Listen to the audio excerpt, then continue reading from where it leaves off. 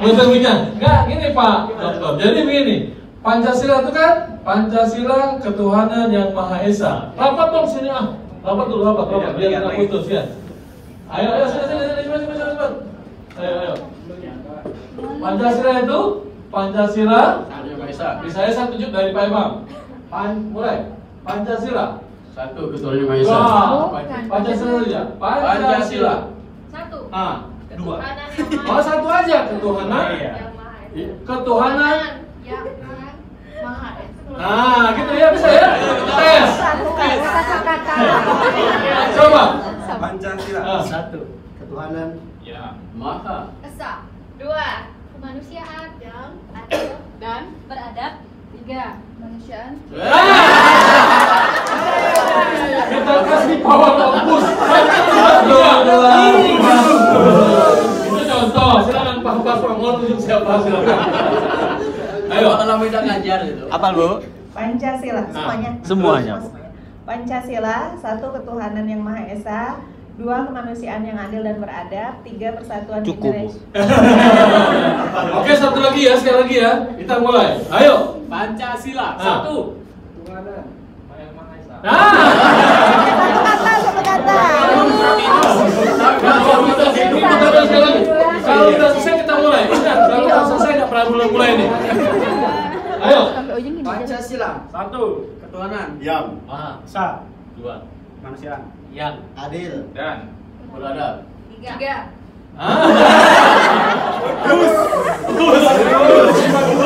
Baik, terima kasih. Terima kasih. Kita duduk kembali dari power kita semua. 1, 2, 3. Moderasi beragama itu. Keywordnya, kata kuncinya, Bapak Ibu mengikuti apa yang saya ucapkan. Jadi ikuti apa yang saya ucapkan. Moderasi.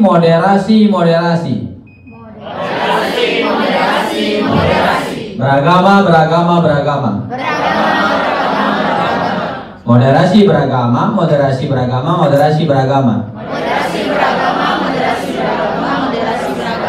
Agak cepat ya. Moderasi beragama.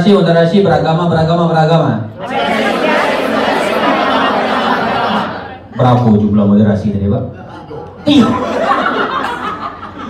Berapa Bu jumlah beragama tadi? Oh, lagi ya. Moderasi beragama.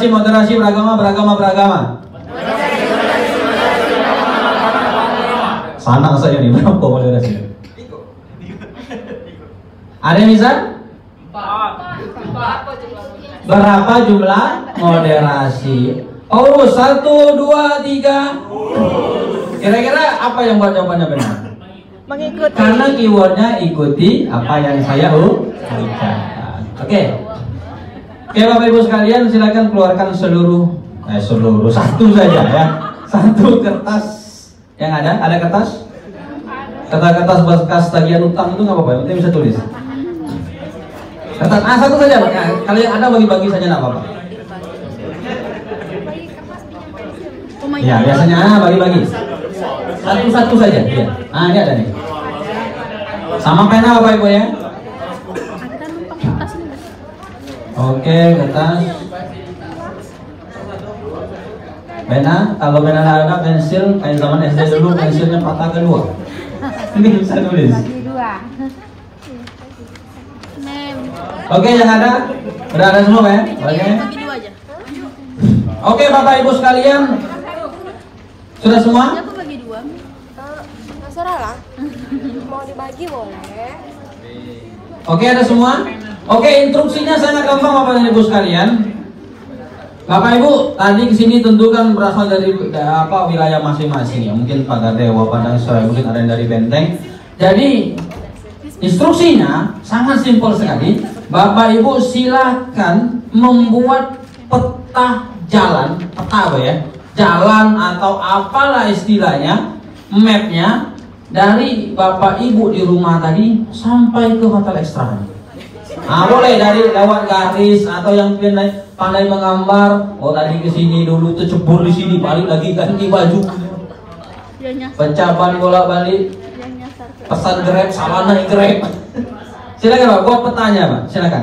Waktunya tidak lama, 2 menit saja. Buat peta Pak. Oh lah punya Pak udah belajar IPS. Ada kan guru IPS gampang tuh.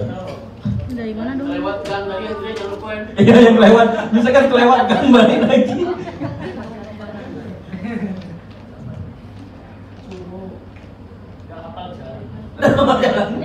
Atau buat garis saja Pak, misalkan dari titik ini ke titik sini ke titik sini, atau misalkan dari garis, terserah gimana yang ada di pikiran Bapak Ibu lah. Terserah apa yang ada di pikiran Bapak Ibu, yang penting sampai ke sini.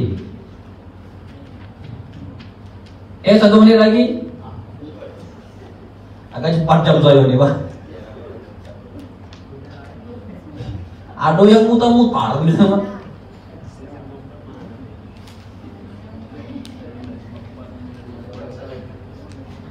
Tiga 30 detik lagi.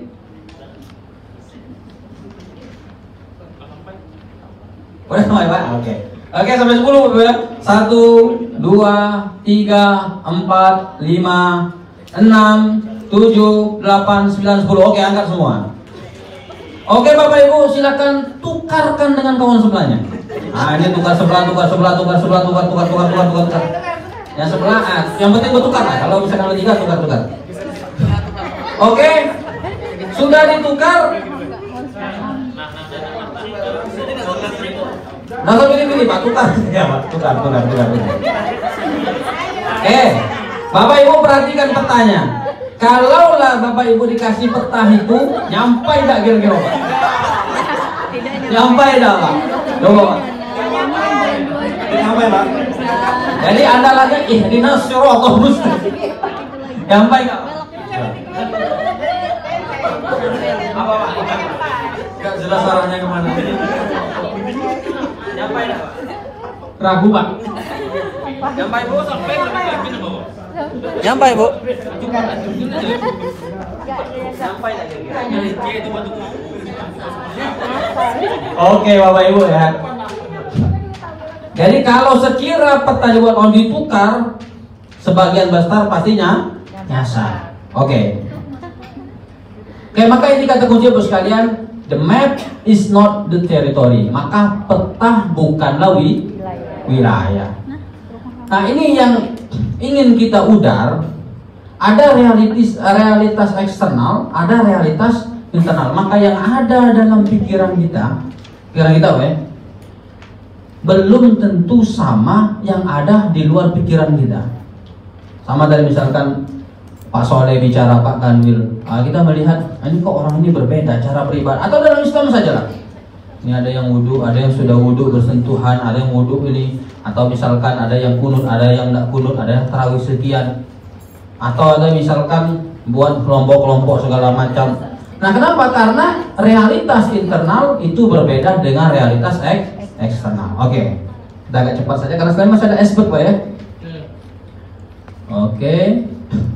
Nah ini Bapak sekalian, people respond according the map. Setiap orang akan merespon realita. Jadi kita merespon realita yang ada sebenarnya itu ya berdasarkan peta pemikiran mereka. Nah jadi itu yang misalkan akhirnya terjadi sebuah konflik, akhirnya terjadi sebuah ya tanda kutip drama, atau istilah anak muda sekarang play victim ya. Nah, jadi siapa yang salah ya nggak tahu lagi entah siapa yang salah ya. Jadi seperti itu karena kita akan merespon berdasarkan ya apa yang pikiran kita respon saja spontan. Nah, ini misalkan melihat pakai set berputusan ini atau ada cara orang beragama seperti dan sebagainya. Oke, kita next dulu. Oke, ini proses pemrograman dalam diri manusia. Nah, jadi pola seperti ini sekalian, ada pikiran, tubuh, kemudian perasaan, the mind, body, and soul are one system and affect each other. Jadi semuanya akan saling pengaruhi satu sama lain. Pikiran kita, kemudian perasaan, tubuh dan sebagainya.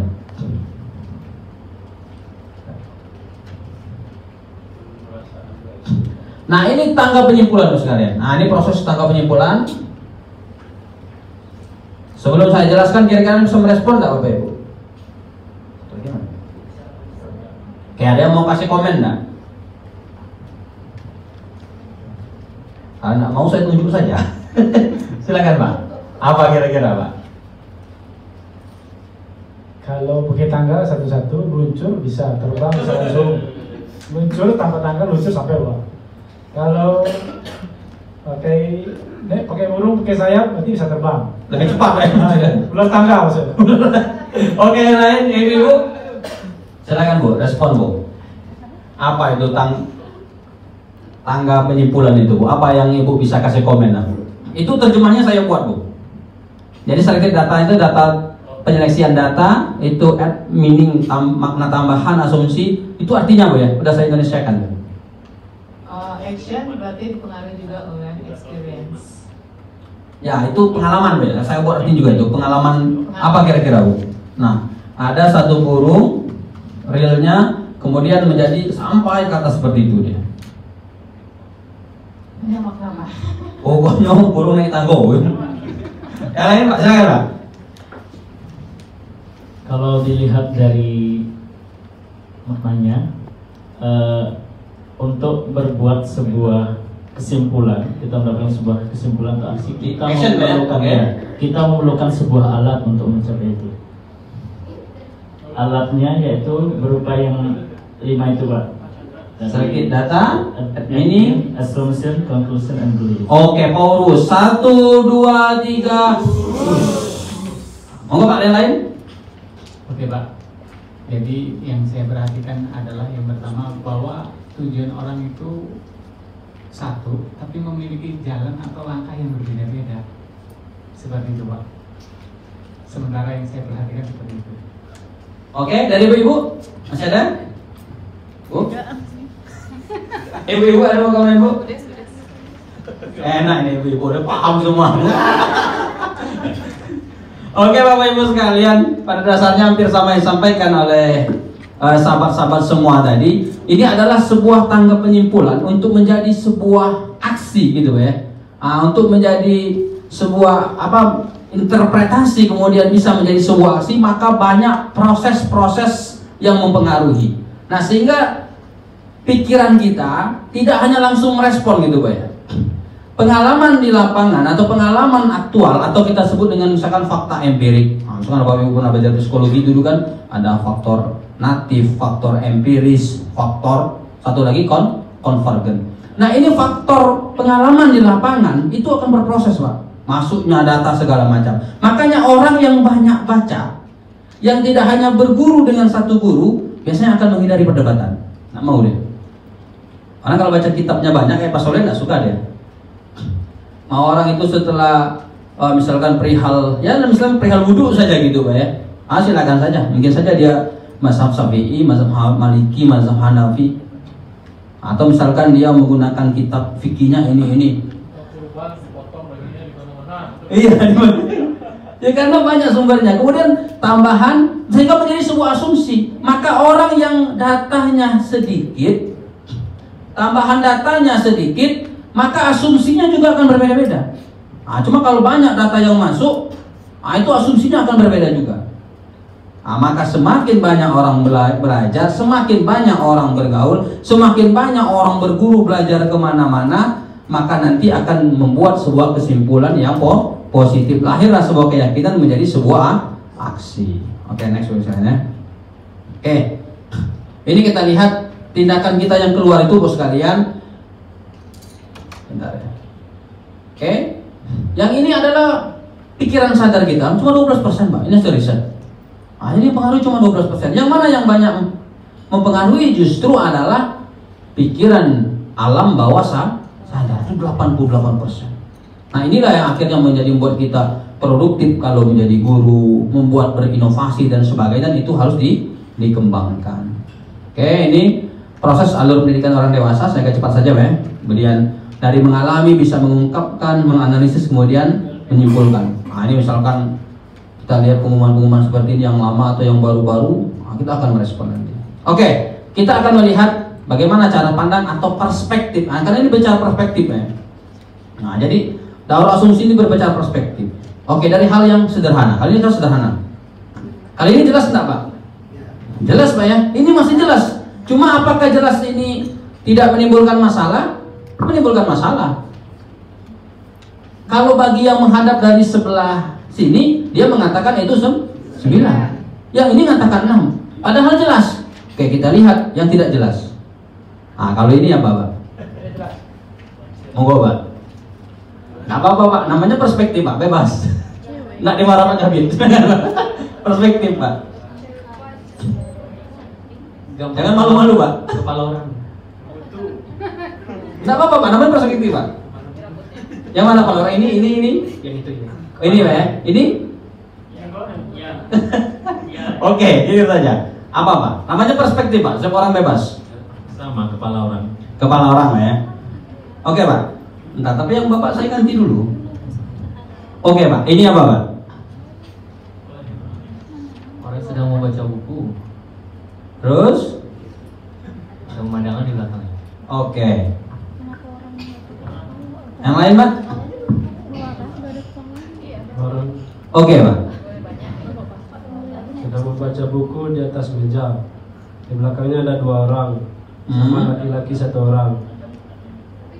Tapi penampakan besarnya sebuah muka yang besar. Muka siapa? Ayo, Bu, ibu-ibu. Bentar, tak ganti dulu, Bu. Ah, apa itu, Bu? Perspektif, Bu. Silakan, Bu. Ini bicara soal perspektif. Gambar orang dan juga ada gambar muka. Benar nggak gambar orang ada mukanya, Bu? Menurut Ibu, Bu ya? Ya, seperti tempat rumah-rumah yang bersalju itu, Pak. Ya, kasih kan putih. Ya. Menurut Ibu bukan muka orang ya? Yang rumah-rumah, Pak. Rumah-rumah Tapi bukan muka orang yang menurut Ibu ya? Perspektif Ibu ya? bukan. Bukan. Oke, kita coba sebelahnya. Jangan-jangan gabungan muka orang dengan salju. Iya, rumah salju, di atasnya ada langit. Oke, saya ganti dulu, Bu. Ah, ini apa, Bu? Ini Apa? Tuan Pijay? rumah salju ya, sama langit. Gimana, Bu? Tuh, ada wajah orangnya. Tuan Takur, Bu. Itu ada orang. Oh, ini, Bu ya? Iya. Mirip Tuan Takur lah gitu. Oke, next, Bu.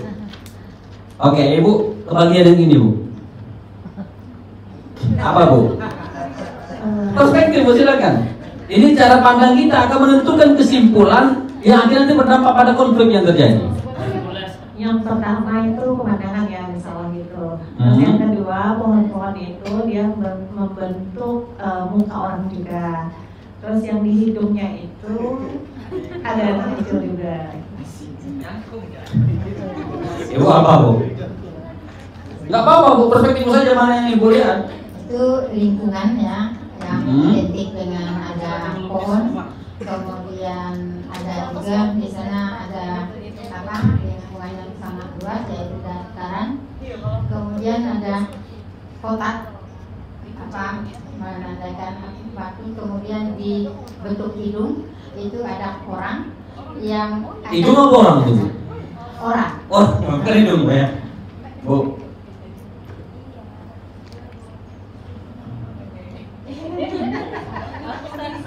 Apa itu, Bu? Gambaran seorang wanita yang sedang duduk dengan memangku buku di atas kursi yang berbentuk wajah. Setuju nggak, Bu? Kalau saya perspektif saya pertama kali melihat itu adalah lebih dominan ke wajah badut atau apa? Wajah, nggak apa-apa, Bu. Perspektif wajah badut. Setuju nggak, Bu? Siapa nama badut itu, Bu? Ayo, Bu. Wajah badut, setuju nggak, Bu? Itu ada seorang perempuan mengaku bambu membaca buku, terus ada apa kepala laki-laki itu. Pokoknya cek itulah, weh. Lahir. Oke, apa, Bu? Coba matikan mic-nya, Bu. Ah, apa tuh, Bu?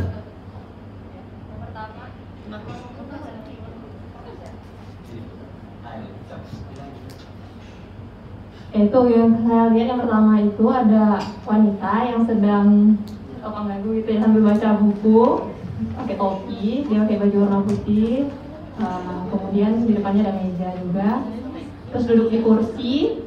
Tapi memang bentuk kursinya itu kalau dari secara umum luas gitu melihatnya kayak bagian ada kayak bagian kuping gitu di kiri. Kalau saya ambil keywordnya Bu, Ibu lebih dominan lihat wajah atau perempuan Bu? Perempuan. Ibu? Oh, sama baik. Oke, dah Bapak. 1, 2, 3. Oke Bapak Ibu, saya tidak akan menyimpulkan, tidak akan menjawab karena ini perspektif. Setiap orang bisa saja memiliki perspektif masing-masing. Cuma ada kalanya Bapak Ibu ya, ada kalanya harus memiliki persamaan persepsi. Cuma soal ini saya tidak menyimpulkan. Oke. Nah, yang di dalam dunia akademik biasanya kita mengenal dengan istilah bias kognitif bias sebenarnya. Cuma kita kan kadang ngelata bias gitu ya. Bias kognitif yang perlu kita perhatikan dan waspadai. Ini yang akhirnya menimbulkan pandangan berbeda terutama terhadap agama lain. Maka sebagaimana sampaikan oleh Pak Kanwil tadi, Kementerian Agama tidak pernah memodernisasi agama, tidak pernah melakukan perubahan, cuma memperbaiki cara saja supaya tidak bias kognitif, supaya tidak prasangka, supaya internal dan eksternal sama. Maka bias kognitif perlu kita perhatikan, makanya namanya adalah moderasi beragama. Bapak Ibu yang Indonesia betul lebih paham maknanya. Kayak ini ada istilah sedikit, nggak bacakan semua karena mungkin sebagian mohon maaf bahasanya agak tinggi. Ada kita kenal misalkan dengan egocentric memory, jadi kecenderungan untuk melupakan bukti dan informasi yang tidak mendukung pendapat kita dan mengingat bukti informasi yang mendukung. Contoh berdebat, berdebat perihal sederhana saja. Tarawih pakai yang 11, pakai 23, Kita bukan hafal, Pak. Orang-orang dari pondok hafal semua dalil itu. Cuma kalau debat itu dalil yang 11 kita keluarkan, 23 disimpan, Pak. Kalau kita dukung 23, kitab 23 dikeluarkan, yang 11 nggak dikeluarkan. Itu saja permasalahannya. Kunut nggak kunut. Kalau dia belajar tertuntun, sangatnya jelas, tahu semua itu, Pak. Cuma bedanya ketika dia yang pro kunut, dalil kunutnya keluarkan, yang nggak kunut nggak dikeluarkan. Yang nggak kunut dikeluarkan, yang kunutnya nggak dikeluarkan. Nah, ini dalam istilah psikologi egocentric memory. Mana dalil yang mendukung kita keluarkan nih? Sama kita berdebat kan seperti itu, Pak. Nih besok nih mau berdebat didikan sama Pak. Nih, nanti yang kira-kira mendukung Pak Soleh ini kita keluarkan. Yang mendukung itu keluarkan, Pak. Nah, ini sifat manusia egocentric memory. Ada egocentric myopia, kecenderungan yang alamiah untuk berpikir absolut dalam sudut pandang yang sangat sempit. Kalau sudah berbicara absolut kan susah, Pak ya. Terserah lah kamu lah, penting kami ini yang paling benar nih.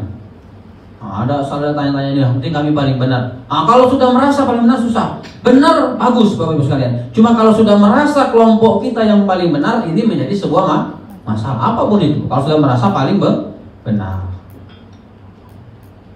Ada perempuan misalkan pakai jilbab, standarnya kan di bawah ini, Pak ya, bawah dada. Yang panjang tidak apa-apa, bagus. Cuma kalau kita panjang merasa paling benar, ini yang menjadi sebuah masalah. Ada botol yang ditutup rapat, itu udah memenuhi standar. Cuma kalau dikasih plastik lebih bagus. Cuma kalau dikasih plastik merasa paling benar menjadi problem.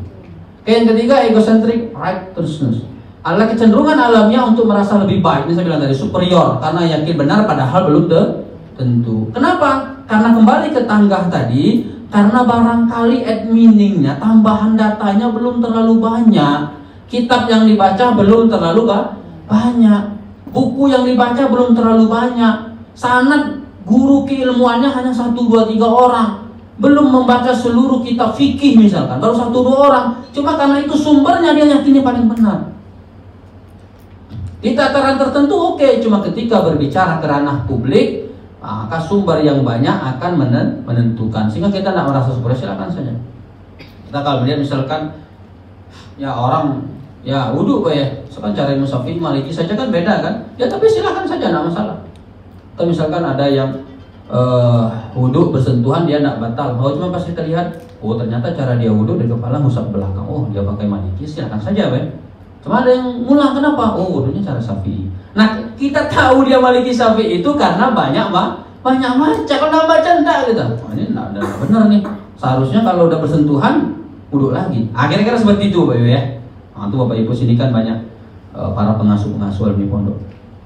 Oke, Bapak Ibu sekalian, egocentric hypocrisy, kecenderungan alamiah untuk tidak menghiraukan inkonsistensi misalnya antara kata, perbuatan, atau antara standar yang kita pakai untuk diri sendiri yang kita terapkan untuk orang lain. Nah, kalau saya dosen karena saya doktor, standar saya doktor misalnya Pak.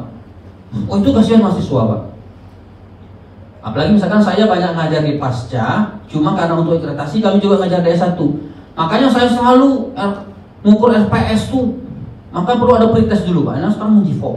Makanya saya karena kuliah dulu susah ini Pak Kepala, Pak Kamat, Pak Kabit.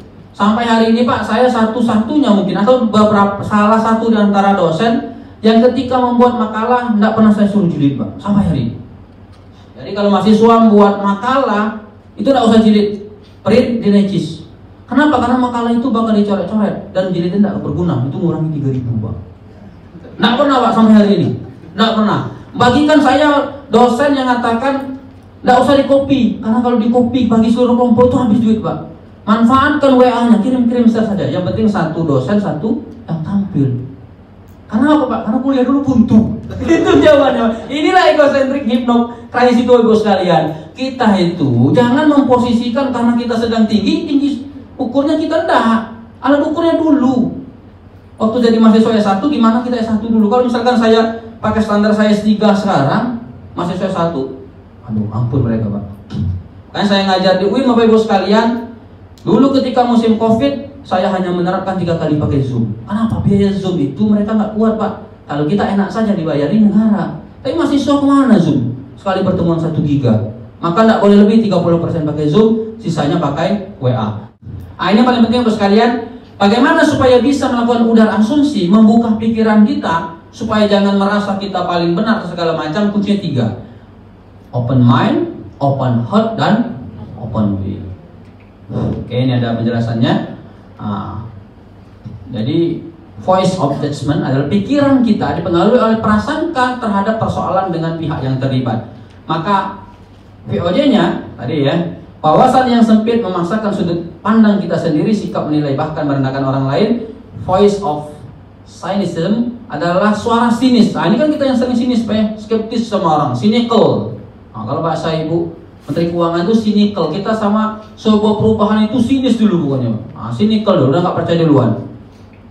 Nah, maka kebiasaan baru untuk open mind, open heart, dan open will, kita dapat menjalani proses pengolahan konteks kerja dan hidup dengan lebih baik dan efektif. Kita dapat membangun kehidupan sosial politik kita dengan nilai-nilai luhur yang dibutuhkan sebagai fondasi kemaslahatan bersama. Oke Bapak Ibu sekalian, ini tentu tidak bisa langsung Pak ya, karena prosesnya panjang. Cuma seperti itu Pak. Jadi membuka hati kita, membuka pikiran kita, dan membuka keinginan tahuan kita kemudian untuk berkembang secara terus menerus. Mudah-mudahan di udara asumsi meskipun tidak secara keseluruhan, cuma bertahap nanti akan terus berkembang. Oke, barangkali ini terkait udara asumsi. Kita berlanjut ke aspek. Cuma sebelum aspek Bapak izin Pak Kabit. Oke Pak ya, mohon untuk berdiri supaya ini Pak, atau dokter kelamaan duduk ambeien mulu.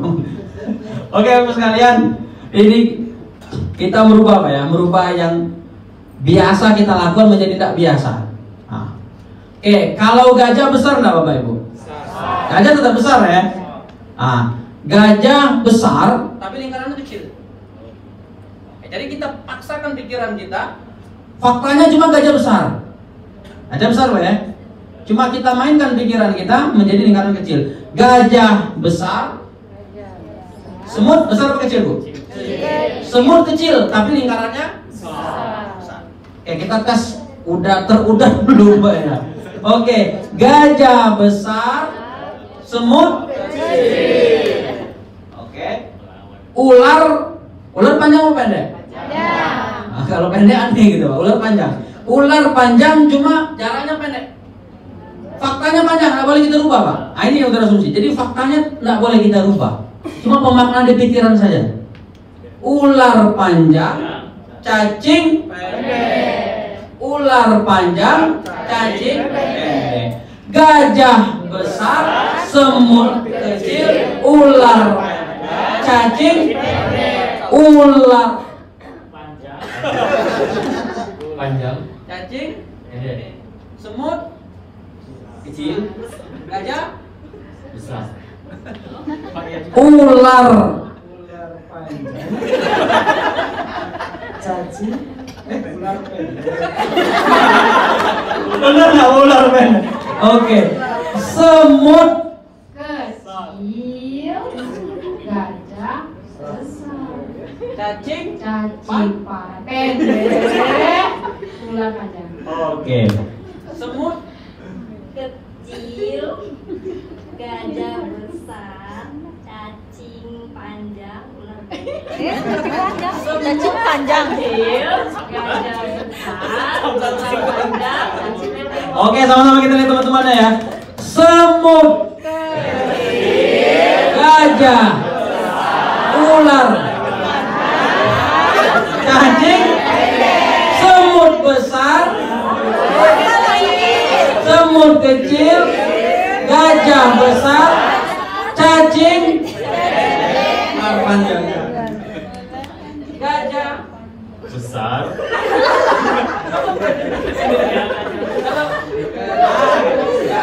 Gajah besar, semut kecil, ular panjang, semut cacing pendek. cacing panjang pendek Panjang.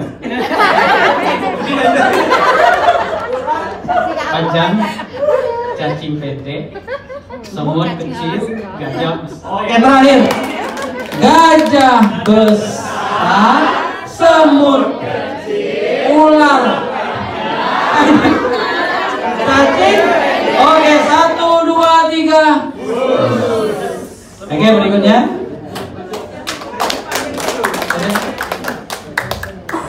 Oke, Mas Aren, kita ke aspek bentar ya. Jadi ada cerita ini, orang Indonesia pergi ke Arab jadi sopir, ya kan?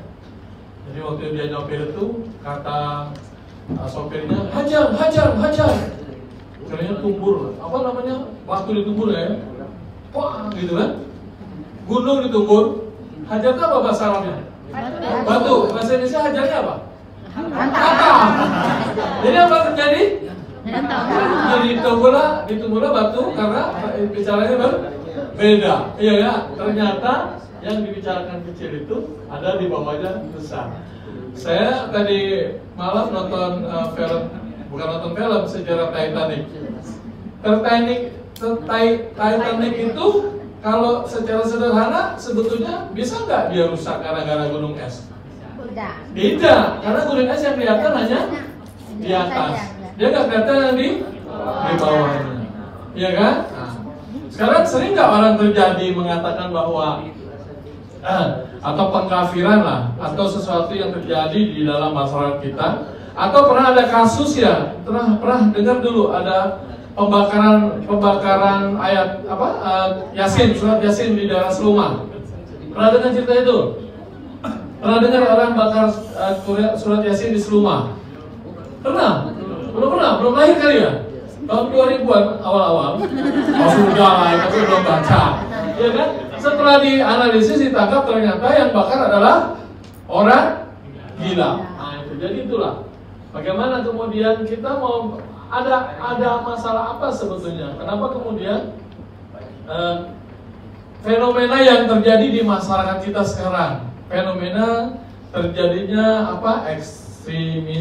Ekstremisme, kemudian eksklusivisme gitu ya. Apalagi terorisme, anarkisme. Kalau di moderasi terus apalagi? Radikalisme, apalagi? Feminisme, apa? Liberalisme dan premanisme dan isu-isu lainnya ya. Karena apa? Karena yang kita lihat di atas, ya kan, padahal, ya kan? Ini kalau ini agak lebih, ya kan? Karena sebetulnya, contoh ya, perkawinan anak misalnya ya, perkawinan anak marak di masyarakat, ya kan? Kenapa begitu? Ada pemikiran yang mengantarkan di atasnya. Kenapa radikalisme timbul? Karena ada pengantar yang mengantarkan mereka sampai punya kesimpulan demikian. Apa contohnya ini? Kawin anak direstui oleh orang tua. Beda pada level interest of behavior, perilaku, interest pada perilakunya. Jadi sistem berpikirnya, kebiasaan berpikirnya, struktur berpikirnya, pemahaman keluarga, tradisi dan sebagainya. Ya, udah berapa tuh? Yang mempengaruhi ini udah berapa itu? Pertama apa tadi? Ada kawin anak diperbolehkan di masyarakat. Kemudian apa lagi? Pemahaman tentang tradisi, justifikasi atau sistem strukturnya. Terakhir adalah mental modelnya. Mental model, perspektif agama misalnya cara mencegah zina. Udahlah kamu, daripada kamu berzina sebaiknya nikah. Daripada berbuat yang macam-macam sebaiknya nikah. Kemudian dari perspektif keluarga, udah umur 12 tahun, 13 tahun kalau tidak menikah anaknya, keluarga menjadi, apalagi perempuan, malu, ya kan? Kemudian ini malu tidak laku dan sebagainya. Komunitas, perempuan tidak perlu sekolah tinggi-tinggi, ya kan? Begitu kan? Kemudian perspektif perangkat negara bukan isu sentral, tidak boleh melawan tradisi. Artinya terjadinya ekstremisme, radikalisme, kemudian terorisme, liberalisme itu dipengaruhi oleh 3 faktor ini. Kebiasaan,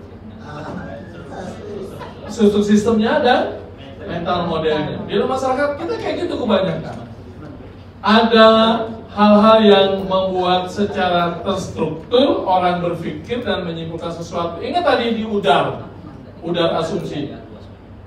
Gambar burung itu kan yang seperti kita bayangkan di atas ya. Burung tidak ada sayapnya kan? Tapi kalau udah ada itu burung. Padahal kenyataan burung itu bisa terbang dan sebagainya. Kita lanjut.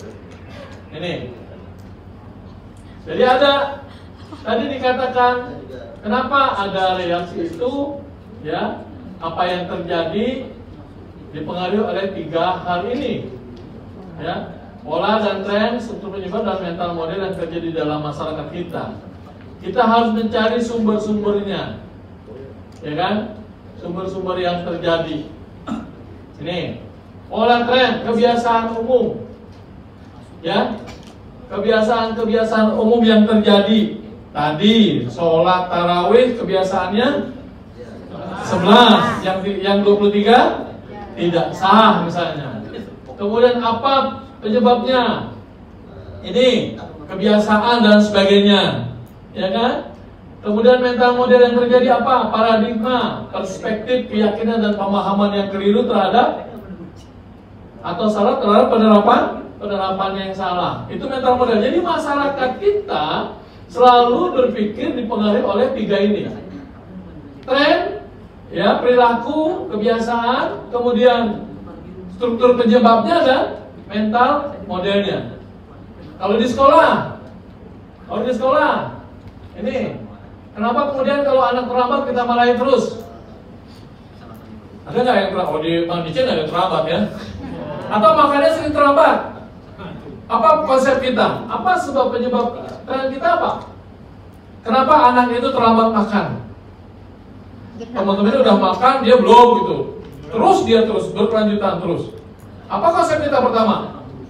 Kita katakan udah menjadi kebiasaan. Kalau dia mah setiap hari pasti terlambat. Itu cap kita. Itu kebiasaan tuh. Kita lihat ya. Kita lihat ini kan. Kejadiannya adalah anak itu sering terlambat kalau makan. Kemudian kata kita itu sudah menjadi kebiasaan dia. Apa pola penyebabnya?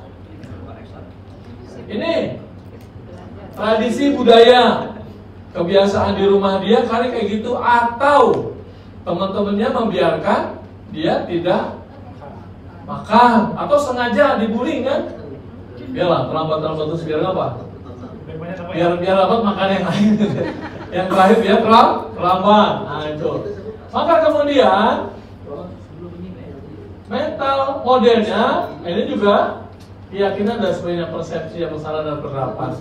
Bisa aja dia mikirnya biar lambat-lambat. Kalau terlambat itu kalau nggak terlalu banyak atau habis. Itulah yang disebut dengan bagaimana kemudian kita bisa merubah mindset yang ada menjadi sesuatu yang baru dalam kehidupan kita. Itu disebut dengan iceberg analysis. Jadi bagaimana kita bisa mendalami lebih jauh sehingga yang kelihatan di atas itu adalah dipengaruhi oleh 3 faktor. Apa tadi? Pola tren, struktur, dan mental model.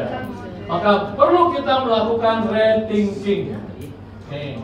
Nah, mengubah cara berpikir. Kalau orang radikalisme, apa yang harus dirubah? Kalau orang punya konsep radikalisme, apa yang dirubah? Pemahaman. Ya, pemahaman. Kata Pak Dokter tadi banyak baca. Tapi Pak ada Pak prinsip Pak, semakin banyak baca, semakin terasa bodohnya. Betul nggak? Semakin kita baca, semakin terasa bodohnya. Semakin banyak menghafal, semakin banyak lupanya. Itu sebenarnya positif apa negatif? Positif itu. Oh ternyata ilmunya belum sampai, belum banyak. Kan makanya ini harus dirubah pemikiran, diperbaharui pemikirannya. Anak yang tadi sering terlambat, apa yang dirubah di sini? Kebiasaan. Pemikirannya dulu, perspektifnya, apa lagi? Keyakinannya. Jangan merasa yang terlambat pasti dapat makan banyak. Nah, gitu kan? Nah, yang terlambat pasti, kalau saya waktu kuliah dulu karena makannya pakai piring satu piring itu Pak, apa namanya berjambak ya? Itu cepet-cepetan itu, karena yang terlambat cuci piring. Gitu ya. Itu yang kita lakukan dalam masyarakat. Kemudian didesain ulang. Didesain ulang. Kita desain ulang orang itu. Anak yang sering terlambat itu dia bagaimana mendesain ulangnya anak terlambat tadi, terlambat makan tadi? Berikan pemahaman. Apa pemahamannya? Pemahaman kalau terlambat, kalau kamu terlambat nasinya habis, gulainya habis. Terakhir cuci piring. Itu didesain kembali di program-program itu, ya kan? Lagi framing, di frame ulang. Ya, ada kebiasaan-kebiasaan baru yang harus kita timbulkan di dalam konsep kita bermasyarakat. Orang-orang yang harus kita timbulkan. Maka itulah disebut dengan aksi baru, timbul kebiasaan baru atau rethinking baru kita. Jadi ada berapa? Ada berapa pola berpikir orang dalam kehidupannya sehingga saya tampil seperti ini? Ada berapa? Ada berapa? Ada 3. Apa saja? Rethinking, struktur dan mental model. Itulah PR kita. Supaya apa? Kita bisa memahami apa yang sebenarnya terjadi di dalam masyarakat. Oke. Pak Dokter, udah ada ya masalah-masalahnya itu ya? Sudah. Kita bagi kelompok ya. Sekarang, walaupun dalam waktu singkat, sampai di sini dulu. Ada pertanyaan? Sampai di sini ada pertanyaan? Apa yang terjadi dalam masyarakat kita? Bagaimana kita bisa merubahnya supaya kita tahu bahwa kita harus memberikan pemahaman terhadap orang lewat kebiasaan, struktur penyebab dan mental model yang harus di masyarakat. Ada pertanyaan? Kita diskusi. Ini ada berapa kasus yang mau kita selesaikan? Ini ada berapa kasus? Kita bagi berapa kelompok Pak? Ada 5 Pak. Ya, kita bagi Pak ya. Apa? Ikut kan Pak? Enggak. Oh ya, 1. Pengamat. Ini tuh Pak. 1, 2, 2,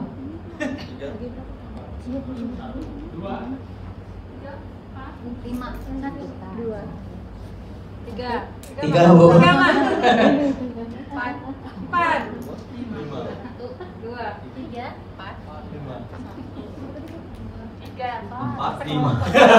Oke Bapak Ibu, yang 1 gabung sama kelompok 1. Sini di bawah enggak apa-apa, insyaallah bersih.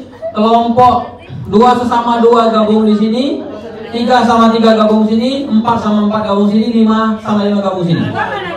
Pastikan tidak salah kamar. Bahaya salah kamar. Pastikan tidak salah kamar Bapak Ibu ya. Kelompok 1, kelompok 2, 3, 4, 5.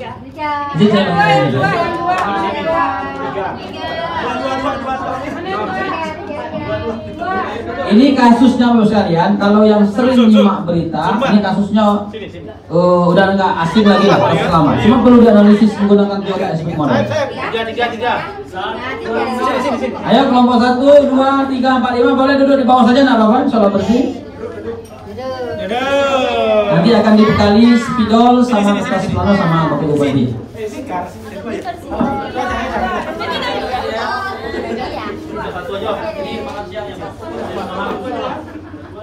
Oke, 2 Bu ya.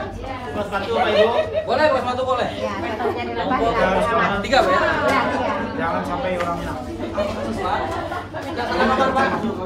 Kamarnya enggak apa-apa.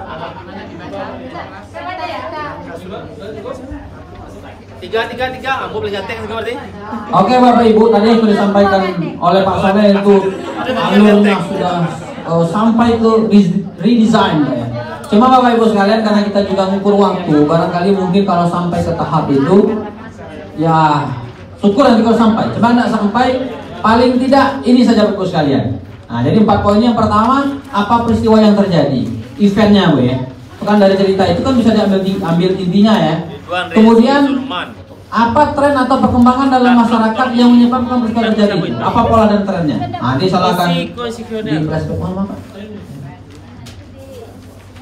Oke, pola dan tren, ingat-ingat Bapak Ibu ya. Kemudian apa saja tradisi atau budaya, sistem sosial dan kebijakan yang menyebabkan berbagai tren. Misalkan tradisi kekinian, kemajuan teknologi dan segala macam, mudahnya informasi berpindah satu tangan lain. Kemudian apa saja cara pandang keyakinan yang dipegang oleh masing-masing aspek struktur atau sistem mental modelnya.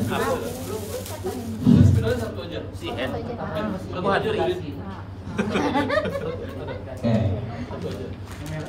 Ini contoh Bapak sekalian ya. Ini contoh Bapak sekalian ya. Ini apa yang terjadi? Ini pola dan trennya. Ini struktur penyebabnya, ini mental modelnya. Oke, jadi saya balikkan lagi. Pertanyaannya ini, apa peristiwa, pola dan tren, struktur sistem, mental model. Contohnya ini. Kelompok 1 silakan. Oke, nanti silakan sini Pak, ditempel ini alatnya, ditempel di sini. Oke, jubir silakan. Oke, semuanya maju Bapak Ibu ya, biar terasa kedepannya. Oke, semua kelompok 1 silakan.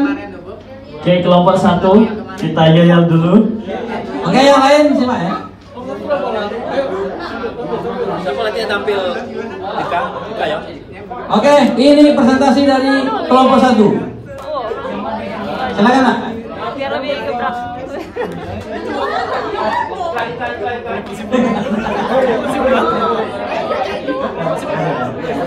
Ayo silakan Pak. Ayo Pak, monggo Pak. Oke, ya. Kelompok 1. Hus sana. Oke, perkenalkan kami dari kelompok 1. Dari sebelah sini dulu yang paling. Dengan Dila di sini. Saya Erisa. Saya Lisa.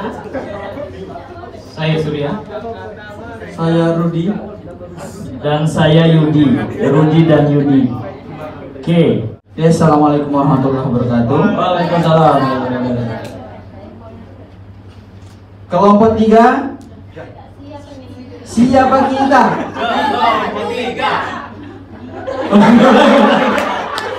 Kalian lihat dulu, ya dulu. Oh, itu baru dicoba. Cek sound, cek. Siapa kita? Siapa kita? Siapa kita? Moderasi. Oke.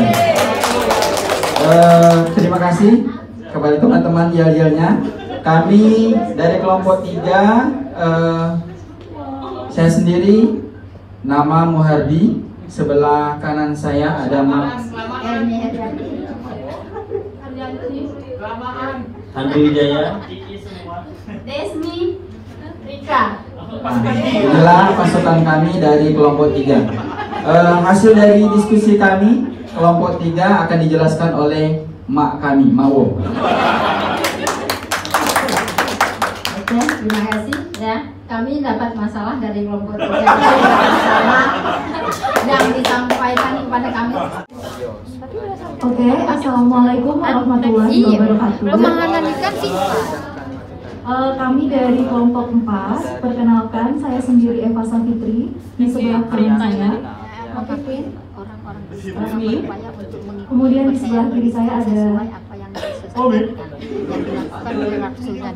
jadi sebelum kami menyampaikan hasil diskusi kami akan melakukan yang akan dipimpin oleh leader dari kelompok kami itu adalah Pak Rom. Persilakan Pak Rom. Mengapa kita lalu mengapukan golongannya berapa? Bersih. Oh ikon. Fantastis. Itu tadi. Visioner tadi itu.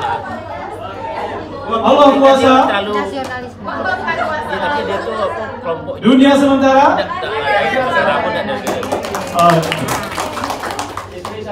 Sesuai tema. Ini judul masalah Pancasila sebagai tauhid. Betul lah. Ini kan ajaran ini ya, yang dilakukan satu dulu. Assalamualaikum warahmatullahi wabarakatuh. Waalaikumsalam warahmatullahi wabarakatuh. Perkenalkan kami dari kelompok 2. Sebelum kami mulai menyampaikan hasil diskusi kami akan mengawali dengan yel-yel dulu yang akan disampaikan oleh ketua yel-yel kami yang bujang. Mainkan Pak. Tes 1, Masya Allah.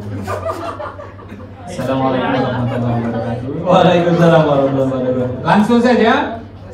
Apa kata mereka? Biarkan saja. Hah? Cium. Sekali lagi. Apa kata mereka? Dah. Bawa. Biarkan saja. Hah? Aplaus dulu untuk Bapak Seladi.